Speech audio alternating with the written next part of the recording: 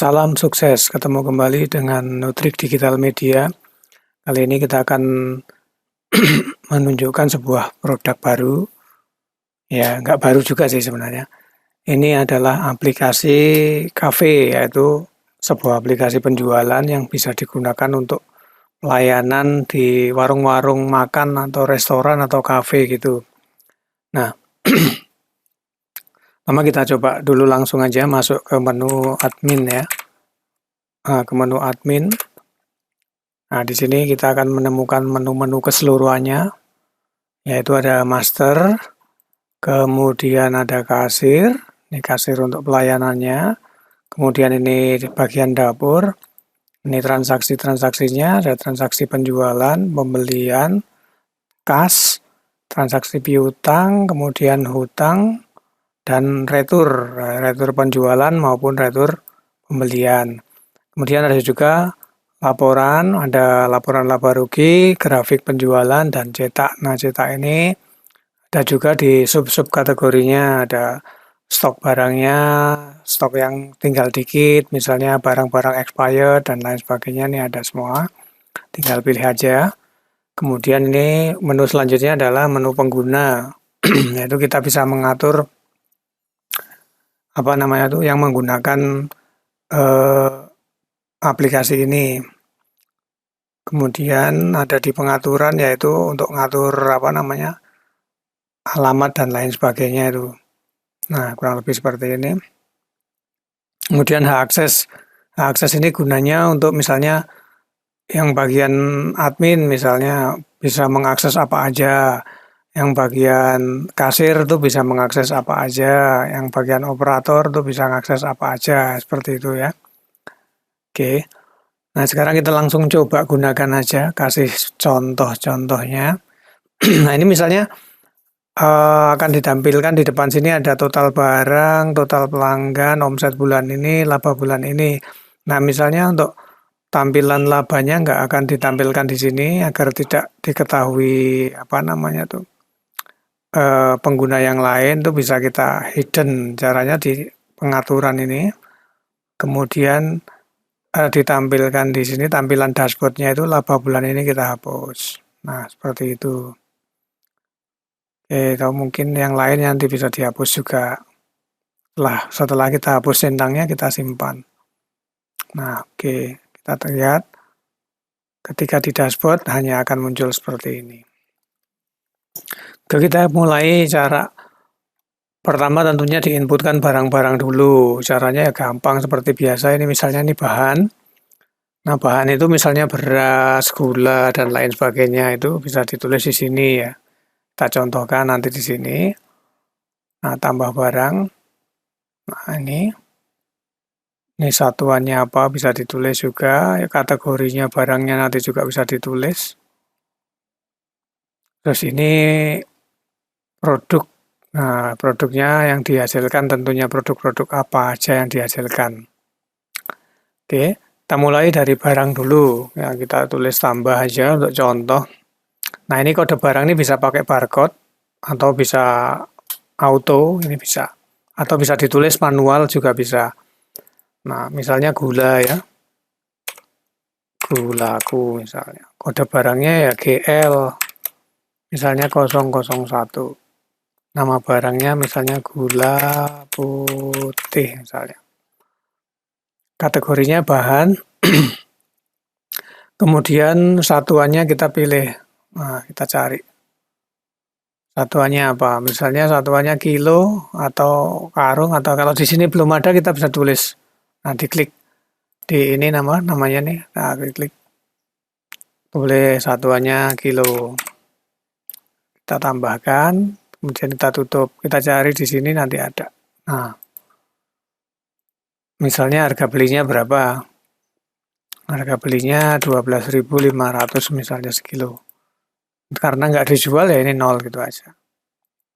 Nah, stok sekarang berapa? Misalnya stoknya 0 ya, tulis saja stok minimalnya 2 kilo misalnya.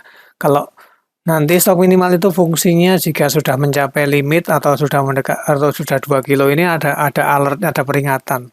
Kan ada alertnya. Kalau ada gambarnya bisa tulis gambarnya di sini, cari.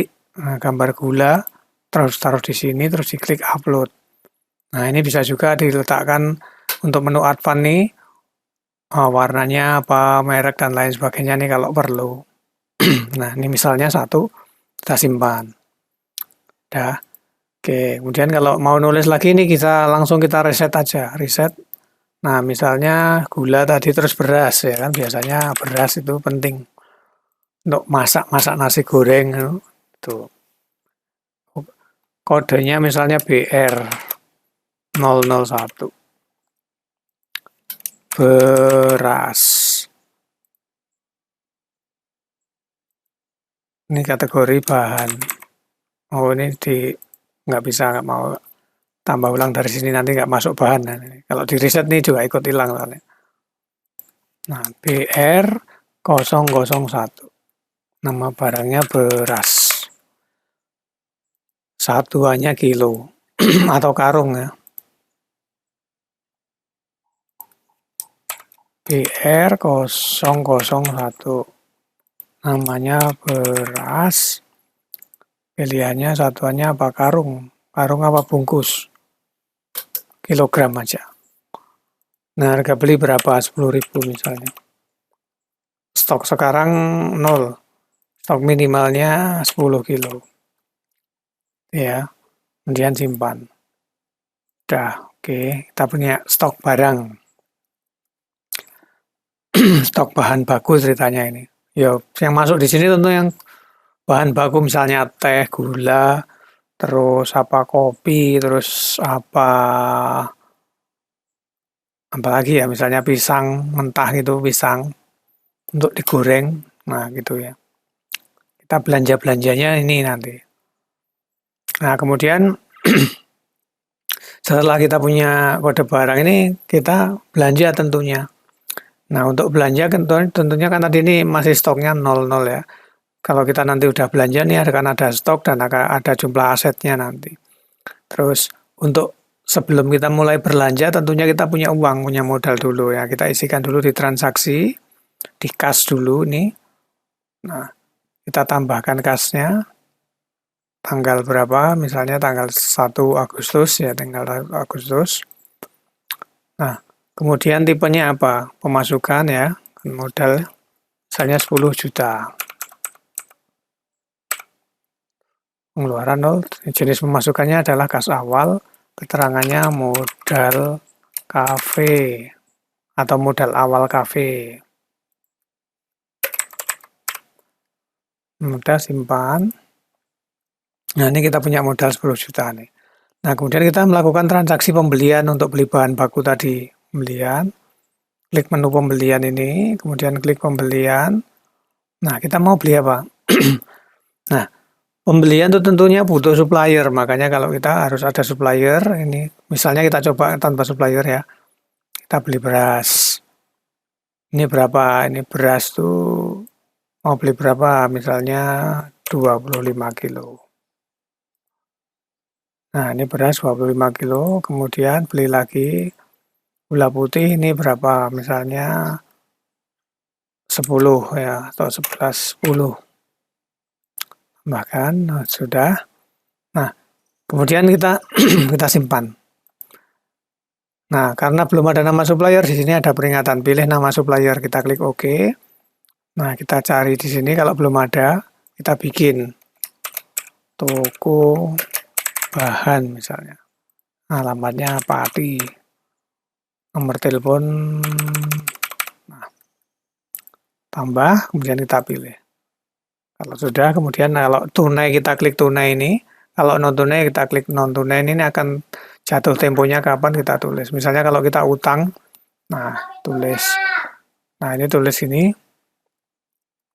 Tunai, kemudian kita klik simpan. Nah ini kalau sudah simpan. Nah ini kalau kita lihat di kas tentunya kasnya udah berkurang sekarang untuk belanja tadi. Nah nih. Nah, sudah belanja 375, kasnya tinggal 9 juta sekian. Nah, ini kalau dilihat di master barang, stoknya juga muncul. Nah, kita punya stok 25 dan 10 kilo. Tuh ya. Nah, kemudian kita ke menu produk. Nah, yang paling penting nih menu produk nih. Nah, kita tambahkan menunya. Kode barangnya misalnya apa? Sego goreng ya, nasi goreng ya. NG, nasi goreng NG 001 misalnya. Nasi goreng. Nah, kategorinya apa? Misalnya kalau di sini belum ada kita bisa bikin. Nah, ini ada makanan, kita bikin makanan. Terus kemudian satuannya apa? Satuannya piring misalnya atau porsi ya. Kalau di sini belum ada kita bikin. Porsi tambah tutup. Kita pilih porsi. Nah, harga belinya berapa? Harga belinya kan nol, loh. Enggak, kita kan nggak beli ya. Harga belinya nol. Harga jualnya berapa? Harga jualnya. Nah, harga jualnya misalnya satu porsi, satu piring 10.000. Nah, stok sekarang berapa? Misalnya stoknya nggak usah ditulis, apa ditulis berapa ya? Ditulis 100 gitu aja. 100 porsi misalnya. Stok minimalnya 2 porsi. Nah, kalau ada gambarnya tinggal pilih di sini. Nah, cari gambarnya, kemudian klik upload gambar. Ini gunanya apa kalau pilih gambar itu? Jadi nanti kalau milih gambar akan muncul di kalau kita pakai apa namanya? eh di transaksi pakai menu grid. Nah, ini kita simpan dulu aja, nanti kita bikin cari gambarnya. Nah, gambar bisa dari foto atau dari apa ya. Nah, ini misalnya ada. Udah, cari gambar nasi goreng dulu untuk bukti nanti kalau pas kita pakai menu grid. Nasi goreng. Nah, gambar, cari. Yang keren mana yang keren? Nah, ini nasi goreng full menu ya kan. Nah, ini kita simpan.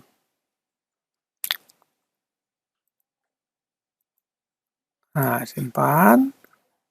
Kemudian kita bisa masuk ke aplikasinya. Tadi ini diedit nasi gorengnya. Cari gambarnya. Cari gambarnya. Tadi masuknya di download. Gambar nasi goreng. Bisa nggak nih? Nah, oke. Kemudian simpan update. Oke. Tutup. Kemudian udah ya kita contohkan satu aja. Nih. Ini untuk barcode itu untuk membuat barcode tuh nasi gorengnya misalnya nih kalau mau dibuat barcode. Wait. Ntar balik dulu benernya. Nih. Pilih cetak barcode. Nah, ini akan ada muncul nih nasi goreng. Mau dibuatin barcode bisa. Nah, sekarang sudah menu produk, barcode, suppliernya sudah ya. Ini kalau cara membuat supplier tadi di sini, klik tambahkan di sini. Kalau tidak pas kita transaksi, seandainya belum dibuat di sini akan muncul di waktu kita transaksi. Kemudian kita siapkan pelanggan, bisa dibuat, misalnya kalau pelanggan-pelanggan yang nantinya bakal ada yang pengen utang dan lain sebagainya, ya ini perlu dibikin. Kalau enggak apa-apa. Nah, kemudian nih stock of name fungsinya itu untuk mengetahui jumlah barang yang ada dan jumlah yang sudah apa namanya tuh. Kita misalnya punya nasi goreng 50 kok terjual 5 itu kan terjual 45 kok sisanya 4 berarti satunya hilang. Nah, kurang lebih seperti itu. Nah, kemudian ketika kita sudah memiliki produk kita menu kasir ya. Nah, di menu kasir ini nih kita mau pilih nih mejanya ini bisa kita bikin banyak. Kalau kita punya 15 ya 15, kalau punya 20 kita tulis 20. Nah, kalau maksimal 100 ini ya, maksimal 100 tempat. Nah, atau misalnya kalau hanya 10 ya 10 aja gitu. Udah, ini meja nih gambarnya. Nah, kemudian misalnya kita klik meja 1. Nah, kita punya produk cuma satu nih, nasi goreng. Nah, ini tadi yang saya bilangkan gambar tadi, itu bisa ditampilkan. Ini adalah tampilan list. Nah, kalau kita mau tampilkan grid, itu biar kelihatan gambarnya, ya klik grid. Nah, ini akan terlihat gambarnya. Nah, kalau jualan tinggal diklik ininya aja. Tinggal diklik listnya aja. Nah, kalau ini tinggal pilih, ini pilih, akan masuk ke sini ya. Nah, kalau mau tampilkan gambarnya tinggal gini, nanti kita pilih gambarnya ini, atau kita tampilkan sesuai makanan, minuman, dan lain sebagainya, ini bisa. Nah, ini kita klik aja, kemudian akan masuk di sini ya. Jadi kita klik sekali, dia masuk ke sini sekali. Kalau klik 2 kali, nambah lagi jadi 2. Nih. Oke, dia sudah ini 20.000 ini ya misalnya. Kalau misalnya nggak jadi pesan, klik batal pesan. Ya, nah ini akan kembali seperti ini. Nah, oke. Nah, nanti kalau kita lanjut lagi penjualan, ini 2 kali ya. Nambahnya dari sini diklik 2 kali bisa, diklik ini di sini juga bisa. Nah, nambah kurangnya di sini bisa. Nah, ini kalau sudah seperti ini, kita mau klik bayar ya bisa, kalau nanti bayarnya nanti juga nggak apa-apa. Jadi, misalnya kalau langsung dibayar nih diklik bayar, nah ini diisikan misalnya. Kalau misalnya belum, dan dia mau pindah meja misalnya, nah ini klik pindah meja. Nah, dia dari meja 1 mau pindah kemana? Misalnya kita cari meja 10. Nah, dia pindah ke meja 10, ini klik pindah meja. Nah, nanti dia akan pindah ke meja 10. Nah, misalnya bayarnya nanti kita klik kembali. Nah, dia pindah ke meja 10. Itu ya. Nah, kemudian kita lihat apa yang di dapur ini. Dapur ini adalah pesanan. Ini ada pesanan untuk meja 10. Apa sih pesanannya? Bisa diklik sama petugas dapur. Oh, dia pesan nasi goreng 2. Nah, seperti itu. Petugas dapurnya tahu. Nah, ini juga bisa di-print misalnya. Dikasihkan ke petugas dapurnya. Tuh ya. Nih, tinggal di-print nanti dia akan muncul. Kasihkan ke meja dapurnya. Nah, kalau yang di kasir tadi, ini misalnya mau di-print, bayar, kemudian tulis misalnya berapa tuh, 20.000. Nah, simpan dan cetak, ini diklik.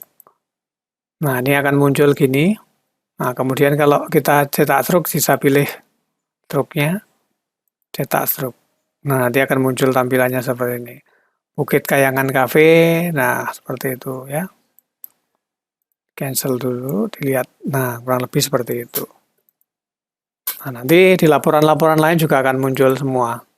Di sini, di laporan barang-barang ini, terus pencetak stok, dan lain sebagainya, ini ada. Nah, oke, kurang lebih seperti itu fungsi-fungsinya. Kalau lebih jelasnya nanti akan kita jelaskan lebih lanjut. Terima kasih, semoga bermanfaat.